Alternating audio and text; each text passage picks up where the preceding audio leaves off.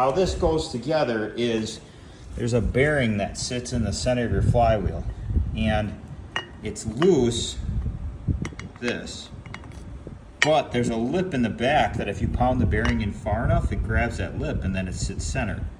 So I don't know if it's loose here because that's where the bearing was riding while it was grenading, and it machined this out. Because see there's sharp edges right here, which makes me think that this is machined bigger than it originally was because of the way the bearing let go. But here's the old bearing race, and it doesn't look like it was like, I don't know, this is so freaking hard to tell. And I don't have any experience with these things to know if that's normal or not. But when you put this together, that little lip, the bearing might just ride on that little lip and that might be it. So it's kind of a question of, do we want to chance it or do we want to order a new flywheel and find out that it is truly ovaled out or not, or what. And then the other end of the bearing goes in here.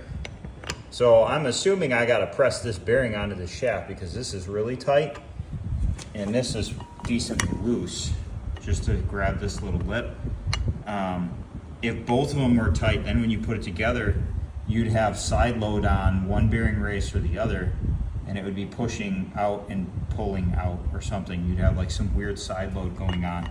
So there should be one side of this that's like easier to put together than the other, because I'm not going to be able to use any tools. Like, all this is blind. You put this together and this bolts onto the engine assembly.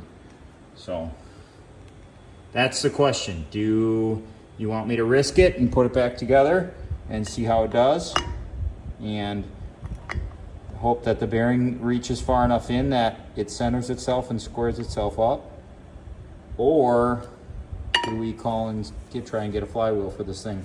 Or do you take it into a machine shop and have them like line bore weld this and machine it out so the bearing sits? It's just so freaking weird.